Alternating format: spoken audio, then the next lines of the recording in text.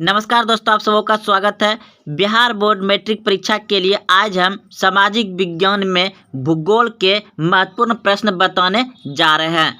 आपको भूगोल के प्रश्न में इस तरह से दिया रहेंगे कि प्रश्न संख्या 21 से 26 तक लघु उत्तरीय है।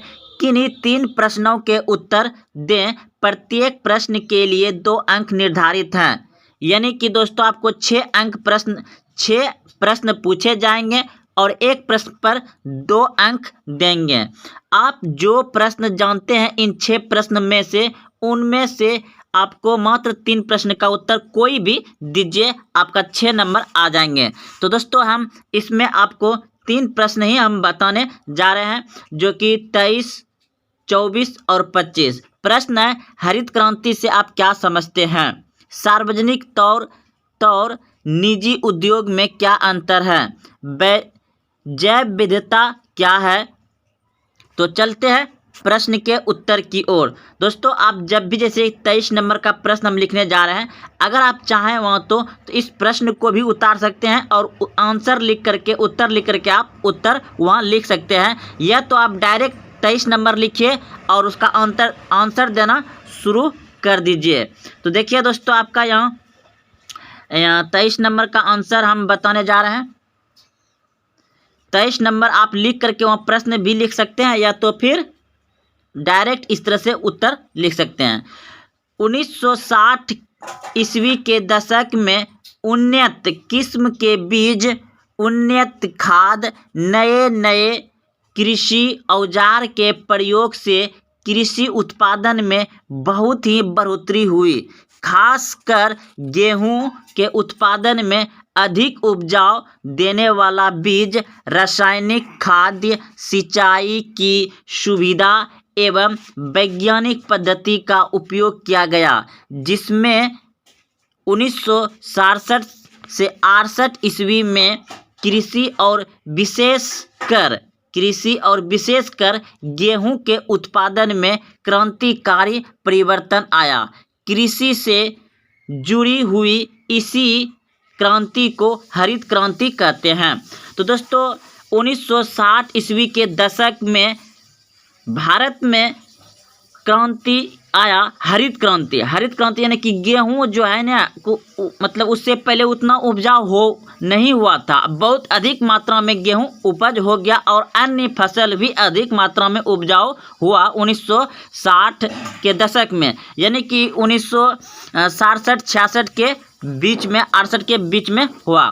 तो दोस्तों आप इस तरह से प्रश्न को अच्छे से कॉपी में लिख करके याद कर सकते हैं, जो कि बहुत ही महत्वपूर्ण है हरित क्रांति के बारे में। अब देखिए दोस्तों, हम 24 नंबर बोले थे, प्रश्न को बताएंगे।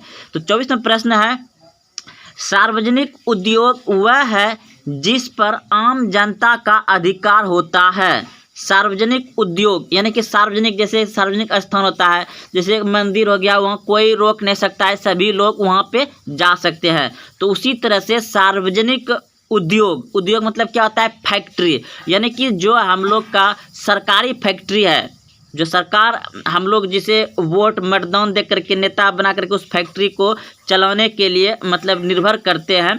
तो सरकारी, जैसे कि रेल हो गया, आपका सरकारी हॉस्पिटल हो गया, ये सभी जो है, ये सभी सेवा के क्षेत्र में आते हैं, लेकिन ये एक तरह से उद्योग ही है।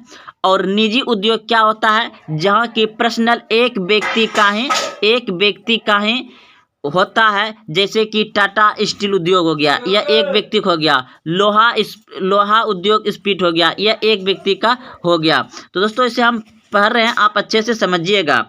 सार्वजनिक उद्योग वह है जिस पर आम जनता का अधिकार होता है, जैसे कोयला उद्योग निजी उद्योग वैसे उद्योग है जिस पर कोई खास निजी व्यक्ति का अधिकार होता है, जैसे टाटा स्टील उद्योग दोस्तों यह एक खास व्यक्ति का अपना है, ये सरकारी, ये आम जनता का नहीं हो सकता है। तो आप समझ गए कि सार्वजनिक उद्योग और निजी उद्योग में क्या अंतर है। अब अगला है जैव विविधता, 25 नंबर।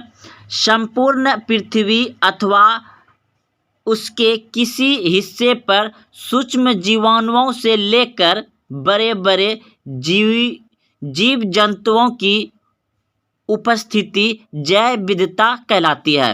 तो जैव विविधता क्या कहलाता है? संपूर्ण पृथ्वी, पूरी दुनिया में, पूरी दुनिया यानी कि संपूर्ण पृथ्वी पर जितने भी वस्तु छोटे बड़े या उससे भी छोटे सभी को मिला करके बड़े से छोटे जीव जंतु को उपस्थित जो है पृथ्वी पर उसे जैव विविधता कहते हैं। तो दोस्तों आप ये 3 प्रश्न का उत्तर इस तरह से बिल्कुल लिख सकते हैं जो कि आपका प्रश्न यहाँ पे दिया गया था।